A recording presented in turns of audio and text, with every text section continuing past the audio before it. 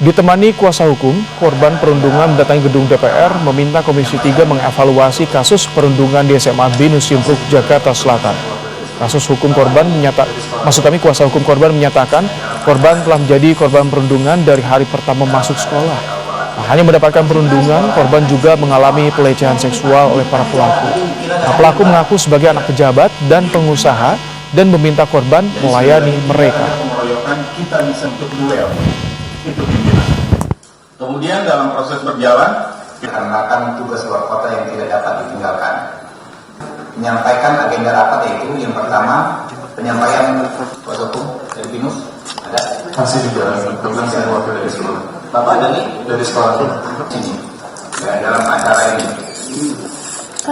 Dalam keadaan sehat walafiat. Karena pelaku bullying ini diduga, pelaku bullying tersebut, anak-anak diduga pelaku ini hampir kurang lebih di atas 10 orang, bahkan sampai 30 orang. Dan ada geng-geng tersebut mengaku bahwa dia anak daripada pejabat, dia adalah anak pengusaha hebat, dia juga anak daripada ketua partai, sehingga mereka minta supaya si korban RE tersebut untuk melayani mereka.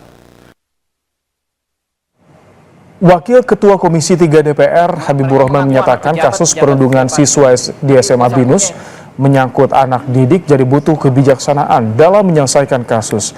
Dari pertemuan pihak sekolah, korban dan kuasa hukum DPR menemukan ada keinginan semua pihak untuk menyelesaikan kasus ini. Sebenarnya ini kan terkait anak, sehingga kita juga perlu kebijaksanaan. Siapapun di pihak A atau B, kedua-duanya adalah kedua belah pihak adalah anak. Ya, saya bukan mau membela siapa yang salah siapa yang benar. Tapi kalau dalam konteks Binus yang saya tangkap, baik dari Pak Sunan selaku kuasa hukum, dari korban, kemudian dari terlapor, dari sekolah, memang ada perbedaan-perbedaan pendapat soal keterangan kejadian per kejadian, tapi dalam konteks semangat, ya kan, ingin masalah ini selesai dengan semangat yang restoratif, saya melihat ada kesamaan itu yang nanti akan kita dorong ya Pak Kapolres. Sebelumnya pihak sekolah Binus Internasional Simpruk membantah terjadi perundungan di lingkungan sekolah. Kuasa hukum pihak sekolah Oto Hasibuan mengungkapkan peristiwa sebetulnya yang terjadi adalah perselisihan antar siswa.